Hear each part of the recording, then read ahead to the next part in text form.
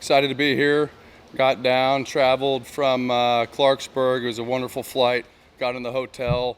Everybody has treated us like kings. We're really excited to get going. Had a great practice today. We're going to head back home, get off our feet, have our guys recover, go to a big league steakhouse, and enjoy the atmosphere and be able to get ready for a ball game tomorrow.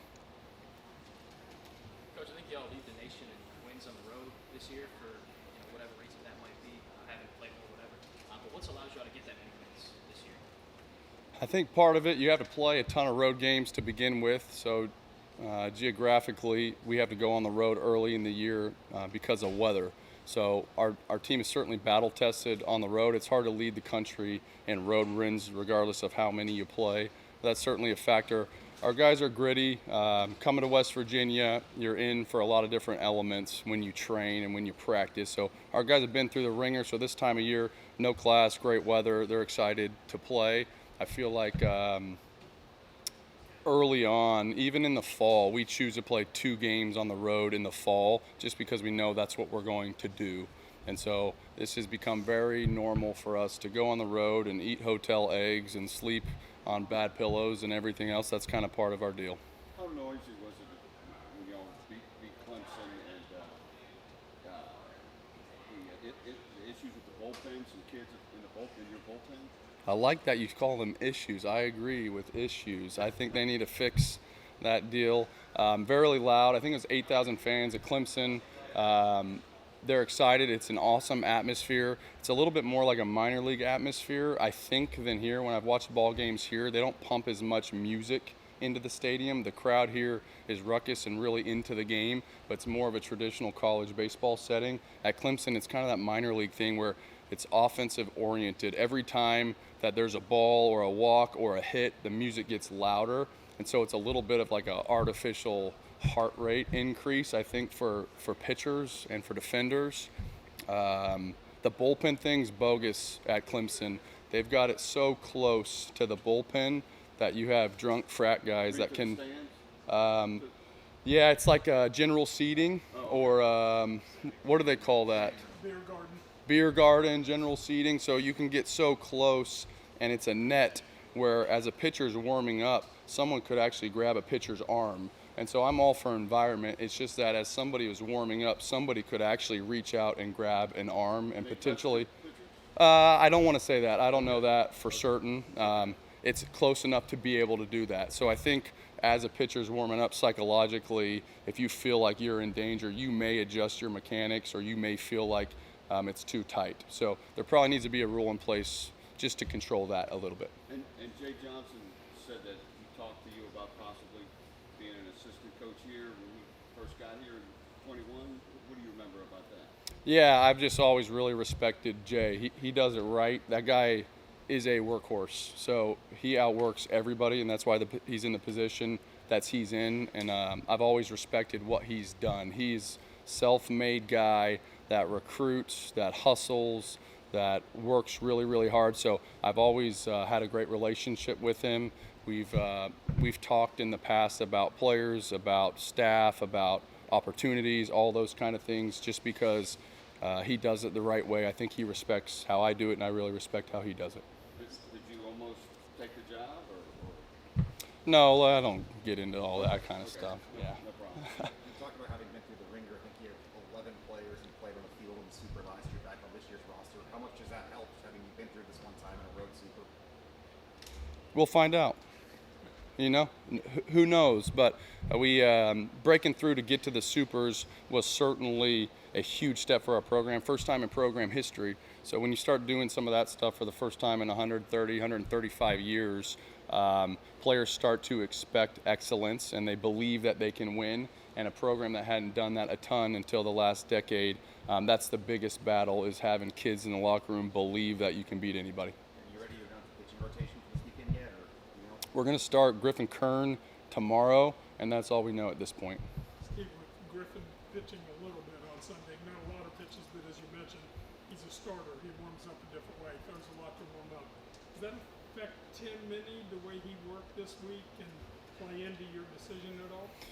He started on Friday and then closed the game on Sunday. So he wanted to work just like his regular routine and get back into it, throw bullpens, foam roll, long toss. And we actually backed him off a little bit. He loves to work, he loves to prepare.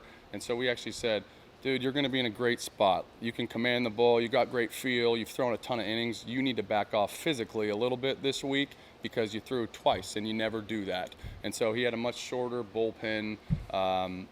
When things change and circumstances change, you got to make sure you adjust. And I think he was ready to go full steam ahead on his regular work week, but we backed him off a little bit.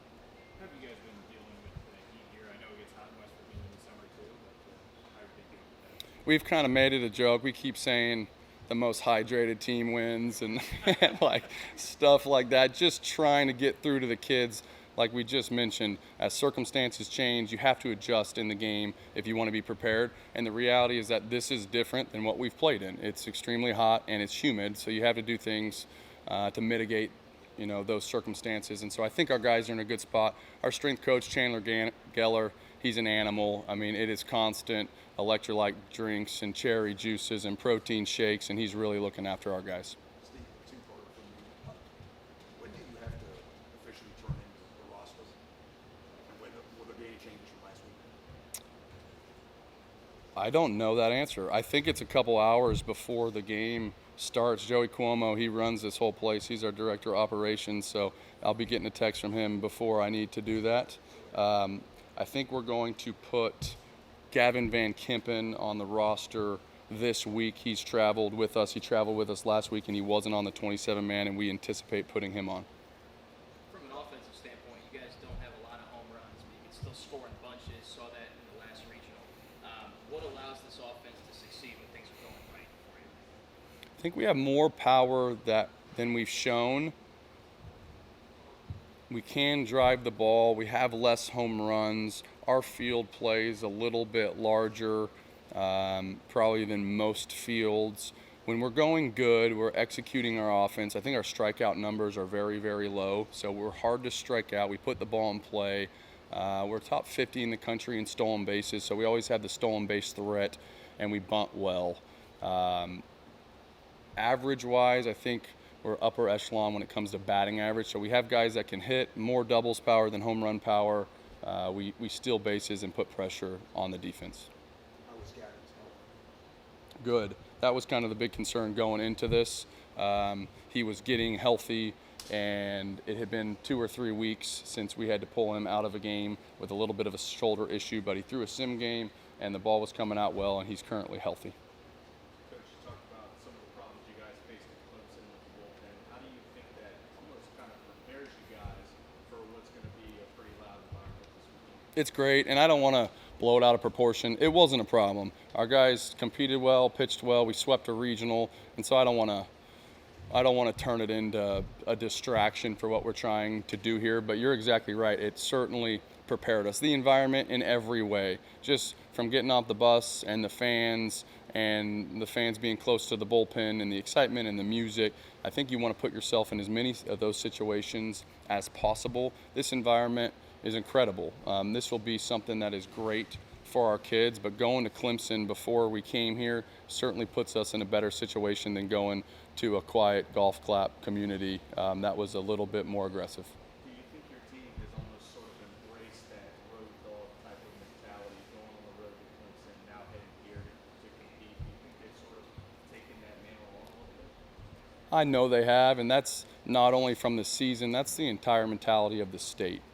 It's incredibly blue collar.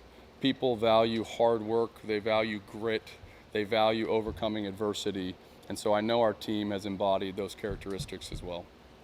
Steve, your reaction to the send-off you got at the airport? That was a bit of a surprise? Oh, it was awesome. Yeah, so we were rolling into the Clarksburg Airport. West Virginia baseball doesn't always fly charter. That was we don't do that very often, and so we got 2 buses. Administration treated us like kings, and we were going to charter in a 71-man charter flight, which was awesome. As we were rolling into the airport, there was probably 50 people, kids, a lot of young kids with signs, saying "Go Skylar King" and "Go Kyle West," and It was incredible. We drove by them, and I had never been to that airport, never flown out of that airport before. So I thought they'd be able to come and shake our hands next to the plane, that kind of thing.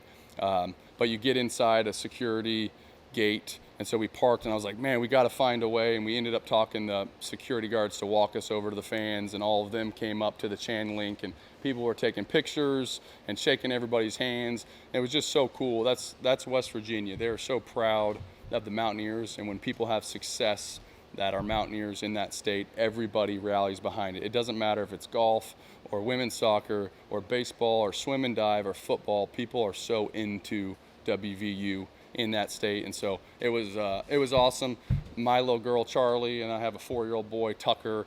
They're best friends. Rhett and Kinley drove down with the Foxes, and the Foxes, he's my son's t-ball coach, and they drove 45 minutes to the airport, and so my kids were all juiced up because their buddies were outside the chain link fence for the send-off. So it meant the world to me, and I know it meant the world to the kids.